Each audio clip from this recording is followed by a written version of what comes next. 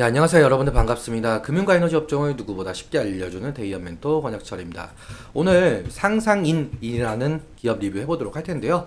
상상인 같은 경우 여러분들도 아시다시피 종속회사로 이 두 개의 저축은행이 있는 회사이죠. 오늘 말씀드릴 내용은 이 저축은행이 있기 때문에 이 부동산 PF 상황을 좀 알아야 하는데, 이제 총선이 끝나고 부동산 PF 사태 해결책 이슈가 조금씩 나오고 있는 상황으로 보이고 있어요. 그래서 그 부분 같이 한번 확인해 보면서 천천히 얘기 나눠보도록 하겠습니다. 먼저 시작하기 전에 저희 데이업 채널에 오시면은 모든 종목들을 커버해드리고 있으니까 찾아와 주시면 정말 감사하겠고, 제 영상도 끝까지 지켜봐 주시면서 댓글로 궁금하신 것들 남겨주시면은 다음 영상에서 말씀을 드리도록 하겠습니다. 그러면 상상인 바로 보도록 할게요. 일단 상상인 같은 경우 여러 사업 부분을 좀 가지고 있는 것을 볼 수가 있죠. 그 중에서 금융, 즉 저축은행업과 금융투자업 매출액이 상당 부분 좀 차지하고 있는 것을 볼 수가 있는데, 그래서 금융업을 좀 자세하게 봐야 된다라고 말씀을 드리고 싶습니다.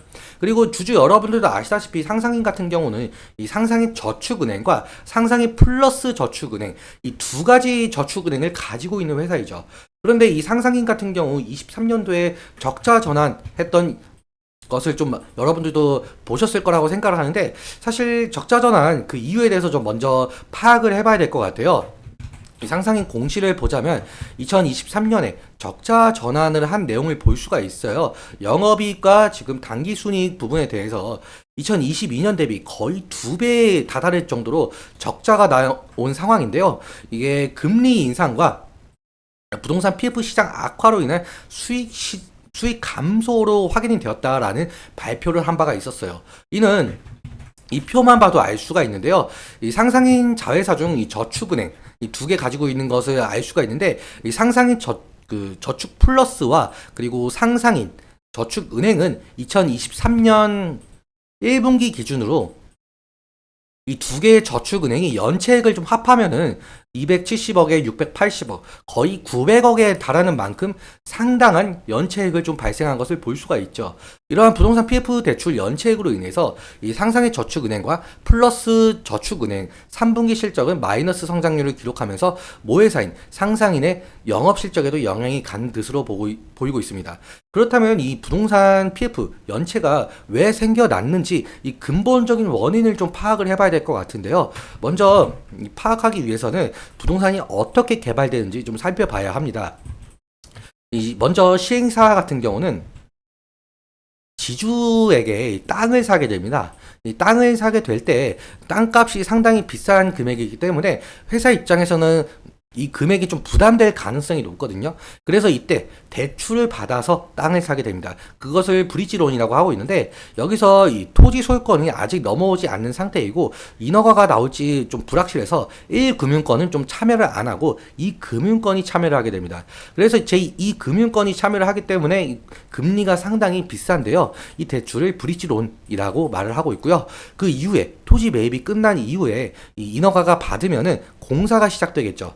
그럼 여기서 금리가 이 비싼 브릿지론을 이 본 PF로 갈아타게 되는데요. 이 본 PF 같은 경우 제1금융권이 참여하다 보니까 금리가 브릿지론보다는 상당히 좀 싸게 대출을 받을 수가 있습니다. 그래서 이 PF가 나오게 되면은 이 브릿지론을 상환하게 되고 남은 금액으로 실제 건설이 진행이 되는데, 여기서 두 가지 위험성이 있습니다. 첫째로 이 본 PF가 대출이 안 나와서 브릿지론을 상환을 못 시키는 거죠. 그래서 연체가 생긴다라는 것이고, 둘째로 이 본 PF가 나와도 건설을 진행을 함에 따라 근데 분양이 안 되면은 본 PF를 대출을 갚지 못하는 상황이 발생하게 되는 거죠. 그래서 이번 부동산 PF 사태 같은 경우 사실 이 두 가지 모두 해당되는 부분이 많은데요. 금리가 낮았던 2021년도과 2022년도에는 이 브릿지론을 좀 많이 실행을 했었는데, 브릿지론 같은 경우 제2금융권이 참여를 하면서 고금리라고 말씀을 드렸잖아요. 그런데 2023년도부터 급격하게 높아지는 금리 인상으로 인해서 이 본 PF 대출이 나와도 이 브릿지론 이자가 너무 많이 쌓여가지고 이 높은 가격을 좀 부담해야 된다는 이 상황이 발생하게 되는 거죠.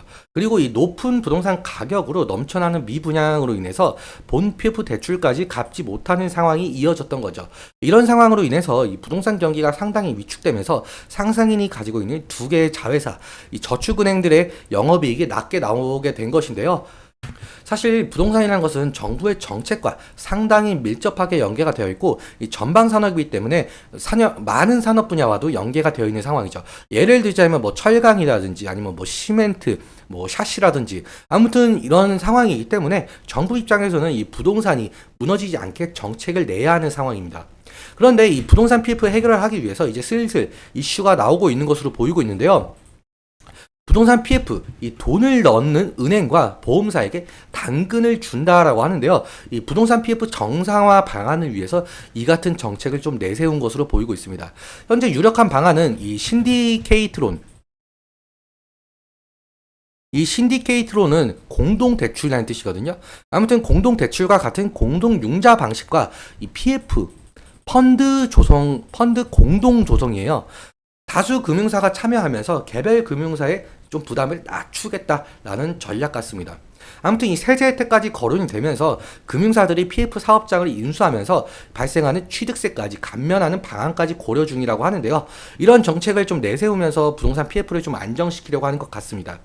그렇다면 다시금 부동산 경기가 살아나게 된다라고 한다면 이 상상인의 저축은행들도 영업이익이 어느 정도 상승할 가능성이 높아지겠죠. 그렇다면 주가의 방향성도 좋은 흐름을 가져올 가능성이 높겠는데요. 그렇다면 이제 차트 보면서 마무리 설명 짓도록 할게요. 상상인의 차트를 함께 보시자면 2020년도 그리고 2021년도, 22년도까지는 좀 부동산 붐이었잖아요. 그런데 2022년도 말부터 시작한 현재까지 레고랜드 그리고 새마을금고 부실 논란, 건설사 PF 문제, 최종적으로 태형건설 부도까지 부동산에 대한 악재밖에 없었습니다. 이로 인해서 상상인의 주가도 좀 어느 정도 반영이 된 것으로 보이고 있는데요. 사실 단기적인 대응이라고 말을 할 필요가 없이 실제로 지금 52주 신저가를 지속적으로 지금 써 내려가는 입장이라서 리스크적인 관리는 좀 필요할 것 같다라고 말씀을 드리고 싶습니다. 그리고 아직까지 이 부동산에 대한 이슈 같은 경우 슬슬 나오고 있는 입장이긴 하지만 부동산에 대해서 좀 상당히 긴 시간이 필요하다는 점, 그 부분 좀 상기시키면서 현명한 선택하셨으면 좋을 것 같은데요. 아무튼 그래서 상상인 같은 경우 부동산 관련 이슈가 나올 때마다 제가 지속적으로 말씀을 드리도록 하겠습니다. 오늘 내용 도움 되셨다면 구독과 좋아요 부탁드리고, 오늘 말씀드린 내용과 차트적인 부분에 대해서는 제 개인적인 견해가 있을 수밖에 없기 때문에 여러분들의 주관적인 견해와 함께 투자하여 현명한 선택하셨으면 좋겠습니다. 오늘도 시청해주셔서 너무 감사하고 지금까지 멘토 관역철이었습니다. 감사합니다.